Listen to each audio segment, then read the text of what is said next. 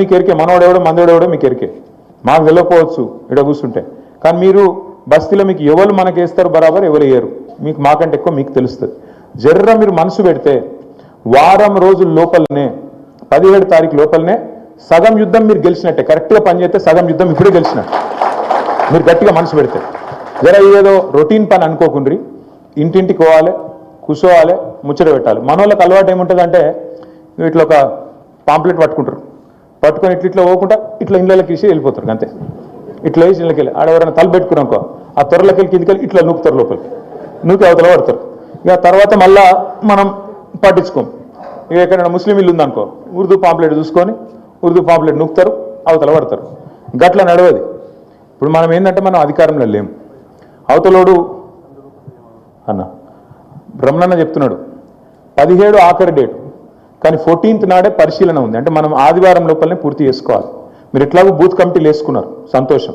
రహమత్ నగర్ వాళ్ళు తయారున్నారు. మీరు వినయ్ భాస్కర్ అన్నతోని, రవీంద్రరావు అన్నతో నా రిక్వెస్ట్, దయచేసి మీరు కూడా 75 బూతులు పంచుకొని మీ టీంలతోని ఇల్లు తిరిగే ప్రోగ్రాం పెట్టాలి. ఇంటికాడికి పోవాలి, దండం పెట్టాలి, గోపన్నని యాద్ చేయాలి, గోపన్న చేసిన పని యాద్ చేయాలి, పీజేఆర్ సాబ్ చేసిన పని యాద్ చేయాలి. చేసి బరాబర్ ఈసారి మళ్ళొక్కసారి ఖచ్చితంగా కేసీఆర్ గారి నాయకత్వానికి మీరు ఆశీర్వాదం ఇవ్వాలి. సార్ క్యాండిడేట్ డిక్లేర్ చేసినాక అందరం కూడా కలిసి క్యాండిడేట్తో సహా వస్తాం. దయచేసి మరి మాగంటి గోపీనాథ్ గారి కుటుంబాన్ని కూడా మనం ఆశీర్వాదం ఇవ్వాలి. పాపం వాళ్ళు ఇట్లా మత్తెలా చచ్చిపోయింది ఆయన, పాపం ఆయనకు అండగా నిలబడాలి అని చెప్పి ఆ మాట చెప్తూ ఇంటింటికి పోయి ఓట్లు కూడా చూసుకోవాలి, ఉన్నాయా లేవా, కొత్తగా చేర్పించాల్సిన ఏమైనా ఉంటే కూడా, తీసేయాల్సినవి ఉంటే కూడా 14 తారీఖు లోపలనే ఈ కార్యక్రమం చేసుకోవాలి. చేసుకుందామా? పక్కా మాటిచ్చిరా? మీరు మాటిస్తే పక్క ఇసు ఇక్కడ డేంజర్. కానీ ఆడోళ్ళు మాటిచ్చిరంటే పక్క. కొద్దిగా మీరే అటు ఉడుకుతా ఉంటారు. మళ్ళీ మన అన్నదమ్ములు ఆ పని ఈ పని, అటురుకుడు ఇటురుకుడు. మహిళలు మాటిచ్చిరంటే పక్కా ఉంటుంది. కానీ నా రిక్వెస్ట్, ఇది ఆషామాషిగా తీసుకోకుండ్రి. మనందరం పర్సనల్గా ఒక యుద్ధంలాగా కొట్లాడితేనే మనకు రిజల్ట్ వస్తుంది. ఎందుకంటే అవతలోళ్ళు తక్కువ వాళ్ళేం కాదు, వాళ్ళు ఇలా సర్వశక్తులు అడ్డుతారు. అధికారంలో ఉన్నారు, అడ్డగోలు పైసలు ఉన్నాయి, బెదిరిస్తారు. మీరు ఓటేయకపోతే సంక్షేమ పథకాలు బంద్ అయితే అంటారు. మీరు ఓటేయకపోతే మీకు ఇల్లు రానియమంటారు, నీ ఇల్లు కూడా కొడతామంటారు. రకరకాలుగా బెదిరిస్తారు.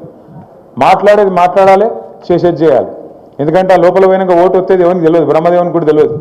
కంపల్సరీ మనం ఏం చేయాలంటే మూతోడ్ జవాబు ఎక్కడియాలి, ఆ బటన్ ఒత్తి కారు గుర్తు, కారు రైమని ఉరుకుతుంటే మెజారిటీ గోపన్నకు 16,000 వస్తాయి. ఈసారి మనకు 32,000 దాటితేనే బ్రహ్మాండంగా మనం గెలిచినట్లు లెక్క.